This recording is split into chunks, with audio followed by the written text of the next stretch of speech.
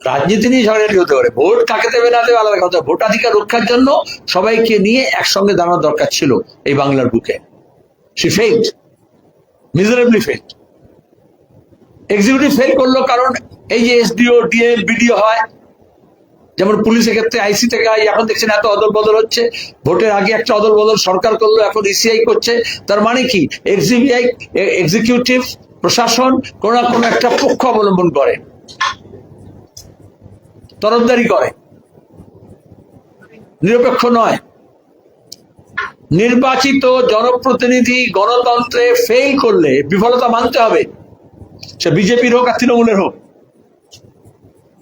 আমলাতন্ত্র তখন মাতব্বর হয়ে যায়। মমতা ব্যানার্জির রাজত্বে, মোদীর রাজত্বে এটাই হয়েছে। এখন আমলাতন্ত্র অনেক বেশি,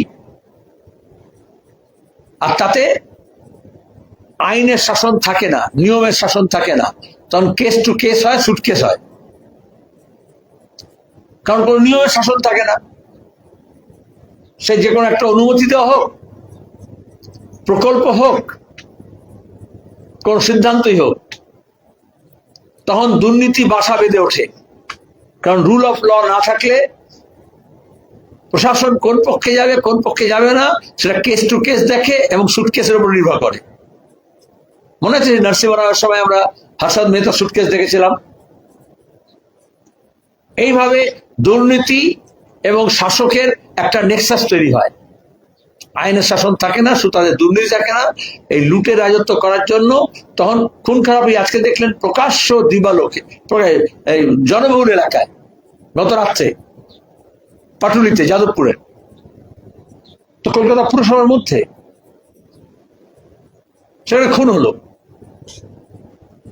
কারা খুন করলো, কারা যুক্ত, কে, সবাই জানে। মেয়রের সঙ্গে ছবি আছে, এমএলএর সঙ্গে ছবি আছে, পুলিশের খাতায় সে ওয়ান্টেড, ছবি লাগানো আছে থানায়। আসে মন্ত্রী এমএলএর সঙ্গে, শাসক দলের সঙ্গে ঘোরাঘুরি করছে। তাহলে প্রশাসন এইভাবে ফেল করে।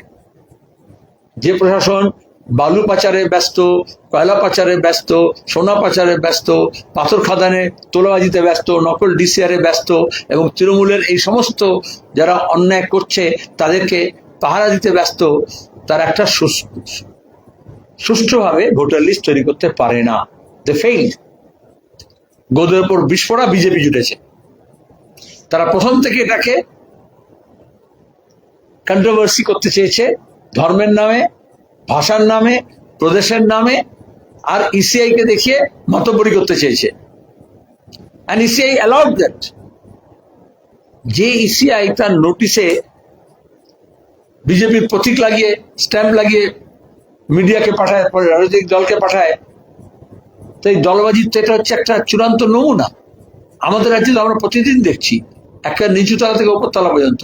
তাহলে এক্সিকিউটিভ ফেল করলো, সেই জন্যই এখন বিচারালয় ভরসা, ন্যায়ালয়। তিনটে ভাগে বিজেপি তৃণমূলের আমলে প্রথম দুটো পিলার ফেল করলো, লেজিসলেচার অ্যান্ড এক্সিকিউটিভ। এটা তাদেরকে অ্যাকসেপ্ট করতে হবে। আজকে যখন আমরা বলছি বাংলা বাঁচানোর কথা, দেশ বাঁচানোর কথা, আসলে সাংবিধানিক কাঠামো বাঁচানো, যে সংসদীয় গণতন্ত্র আছে তাকে বাঁচাতে হবে। আর সংসদীয় গণতন্ত্র বাঁচবে না যদি জনগণকে যে অধিকার দেওয়া হয়েছে, ভোটাধিকার, সেটা দিক কেড়ে নেওয়া হয়। তাহলে এই ভোটাধিকার রক্ষা করার চেয়ে বড় লড়াই এটা বিচার মানুষই করবেন। কোনো বিচারালয় বিচার করতে পারে না গণতন্ত্রে, সে তো অপরাধীদের বিচার করে। অপরাধীরা ঘুরে বেড়াচ্ছে, যারা law enforcing agency, executive, police department, যারা ল এনাক্ট করে, লেজিসলেচার, তারা যখন ফেল করে, তখন যারা এই ল এর ভিত্তিতে জাজমেন্ট দেয়, রায় দেয়, তারা ফেল হতে বাধ্য। আমরা একটার পর একটা খুনের এবং ধর্ষণের, গুজরাট থেকে, উত্তরপ্রদেশে, জম্মু থেকে, কাশ্মীর থেকে আমরা পশ্চিমবঙ্গের মধ্যে দেখেছি যে কিভাবে জুডিশিয়ারিও ফেল করেছে, কারণ তাদের তো আর প্রমাণ জড়ো করতে হয় না। সে তো law enforcing agency, investigative agency, criminal investigative যারা করে, তারা এই সমস্ত সাক্ষ্য প্রমাণ নিয়ে আসে। তারা যদি বায়াস থাকে তাহলে কানুন তো অন্ধা হয়। এবং অ্যাডজুডিকেশনও তাই হচ্ছে, যারা যে তথ্য চেয়েছিল, যে তথ্য দিয়েছে, যারা এখানকার বাসিন্দা, যারা এখানে জন্মেছে, যারা 8 পুরুষ 10 পুরুষ 14 পুরুষ ধরে এখানে আছে, সেটা যদি এক্সিকিউটিভ সেটাকে লোড না করে, সেটা যদি অ্যাডজুডিকেটের কাছে সামনে না হাজির করে বা ঘেঁটে দেয়, বিজেপি তৃণমূল উভয় ফর্ম 7 এর নামে ঘেটেছে, বিএলও থেকে সিও পর্যন্ত ঘেটেছে। এখন দাঁড়িয়ে আমরা প্রথম থেকে বলেছি, ভোটার লিস্ট ঠিক মতো না হলে ভোট কখনো ঠিক মতো হতে পারে না।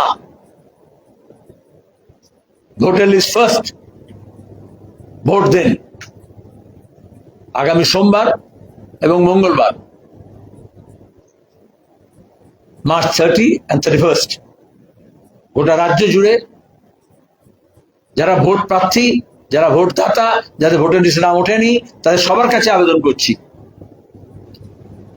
তারা বিক্ষোভ প্রদর্শন ধর্ণা করবেন মানুষের ভোটাধিকার ফেরত নিয়ে আসার জন্য, আমাদের গণতান্ত্রিক কাঠামোকে বাঁচানোর জন্য এবং সাংবিধানিক ব্যবস্থাকে টিকিয়ে রাখার জন্য। সেটাই ভেঙে পড়ছে, চোখের সামনে আমরা দেখছি। আর এটাই চেয়েছিল, ফাঁসিবাদকে নিয়ে আসতে হলে, এই যে নয়া ফাঁসিবাদীর কথা বলি, অনেকে বোঝেন না, এটা হচ্ছে তারই এক একটা ধাপ। দরকার হলে তারা জার্মানি দেখেছিলাম, রাইসটাকে আগুন লাগিয়ে দেয়, পার্লামেন্ট ভবনে আগুন লাগিয়ে দেয়, আর নাহলে গোটা নির্বাচনী প্রক্রিয়াকে ধ্বংস করে দেয়। এত ক্লাসিক্যাল ফাসিজমে যারা অধ্যয়ন করেছেন তারাও জানেন, তার বিরুদ্ধে আমাদের এই লড়াই।